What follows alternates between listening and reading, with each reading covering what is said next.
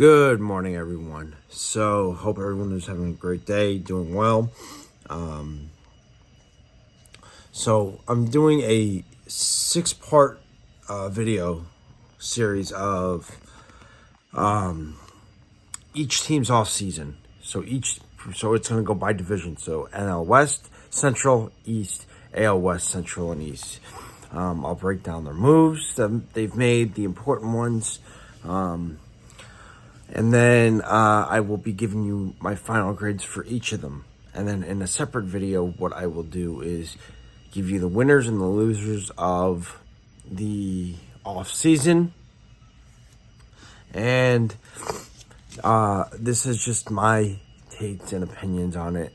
So, anyways, before we even jump into that, if you could hit that like, subscribe, and bell icon buttons, that'd be greatly appreciated. It's extremely helpful for the channel. Gives me great feedback on what you think of the content, as well as I don't want you to miss out on a single thing. We are on the road we are just at that 500 subscriber mark, so I thank you all for whoever has subscribed. So for part 1, we're doing the NL West. So let's jump into it. So in the NL West, the Los Angeles Dodgers, they have signed outfield starting pitcher DH Shohei Ohtani, starting pitcher Yoshinobu Yamamoto. They traded for starting pitcher Tyler Glasnow. They traded outfield Manuel Margot yesterday, so they used to have him, but they traded him. They also re-signed outfield Jason Hayward and signed outfielder Teoscar Hernandez. So Shohei Ohtani, we knew, was the big fish of the offseason for the free agent market. They signed him to a massive $700 million deal over 10 years, deferring $68 million for the next 10 after they pay him $2 million for 10 years. Yamamoto was a 12-year, $325 million contract. Tyler Glasnow got a 4 or 5 year extension worth $135 million. Jason Hayward got a 1-year deal, and Teoscar, I believe, also got a 1-year deal. So, with that being said, these are very valuable moves and very, very good moves, we'll say. But the problem here with the Dodgers is they focus so much on one position that they forgot that they had other holes to fill. So, Shohei is great, but he is coming off a second Tommy John. He's not going to pitch this year. As for the outfield, he's not even going to play the field. He's just going to DH. So, that's one issue. Yamamoto hasn't pitched a single game in the majors. Glasnow is always hurt. His arm is made of glass. Hayward is always hurt as well. You can't expect him to really do much. They've got James Outman and Andy Pages, but I don't expect them to lead in outfield. So you also have Teoscar Hernandez, who's out of that group is the healthiest. So for me, as much as this is going to enrage people, they're getting a B+ for a final grade. They did not cover all the holes they needed. Did they get good, outstanding players? Yes, but they didn't cover the rest of the holes. So they were getting a B+ from me. San Francisco. They signed relief pitcher, now trying to turn him into a starter, Jordan Hicks. They traded for Robbie Ray, and they signed Jung Ho Lee as well. So the Giants made some improvements. They got a couple of pitchers and a outfielder. Now, mind you, the Giants have had trouble signing players in the past. They missed out on major names like Judge and Correa and guys like that. So the fact that they got Jordan Hicks, Robbie Ray, and Jung Ho Lee is a nice get for them. I think they're really going to help the team, the Giants out this year. I think I wouldn't sleep on the Giants this year, but I don't think they're going to be as strong this year, if you want to put it that way. But they definitely made some upgrades, which is good. So I'll give them a B. Just below the Dodgers, because I don't think they did enough to really overtake the Dodgers.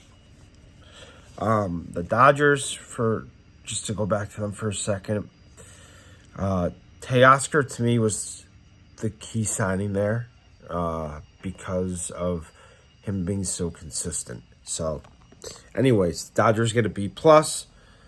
The Giants get a B. And now we move on to San Diego. So, we all know San Diego had Juan Soto and Trent Grisham, but they traded him to the Yankees. So, in return for that, in that deal, they got catcher Kyle Higashioka, right-handed pitcher Johnny Brito, starting pitcher Drew Thorpe, starting pitcher Michael King, and starting pitcher Randy Vasquez. So that was the improvements there that they made. They also got Jurickson Profar back, their third baseman, and they signed relief pitcher Wandy Peralta. For them, the Padres are in a financial mess, which is why they had to deal guys like Soto and Grisham and so on and so forth. But the Padres realized that they took action and they made moves. So Kyle Higashioka is going to improve their catching situation, and then they've got 4 decent pitchers. One of them, Michael King, who is probably the best of the 4. Drew Thorpe hasn't pitched in the majors, so we'll see how that goes. Reacquiring or re-signing Jurickson Profar is big for them because he did so well for them. So I would say Jurickson Profar is the money signing for them on that front. And then relief pitcher Wandy Peralta, who was so good for the Yankees last year, is going out there as well. That is also the other money move for them. I'm going to give them a B- just because better yet, no, we're going to give them a C+. Because they didn't really improve per se, but they did improve their financial situation. So they're going to get a C+ from me today. So the Dodgers are at a B+. Giants are at a B. And the San Diego Padres are at a C+. Let's go to Arizona. That's going to be the next team. So they signed starting pitcher Eduardo Rodriguez, outfielder Jack Peterson. They re-signed shortstop Lourdes Gurriel Jr. They signed Tucker Barnhart, and they got third baseman Eugenio Suarez from Seattle in a trade. Now, with that being said, I'm going to give them a B+.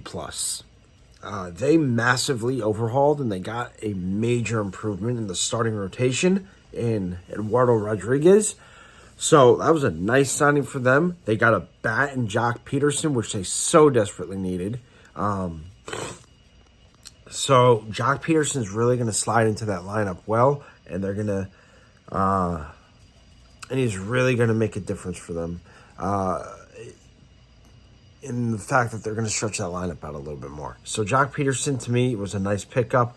Re-signing Lourdes Gurriel Jr., great pickup for them. He was really good for them in the last few seasons. They could not afford to lose him, so it was a great job on them re-signing him.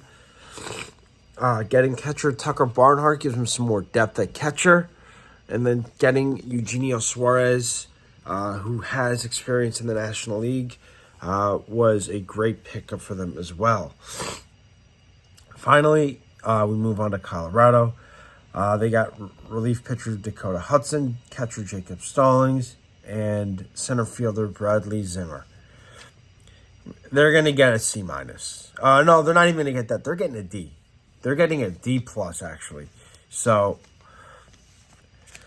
the Colorado Rockies are a mess. It's hard to get guys to come to play for them.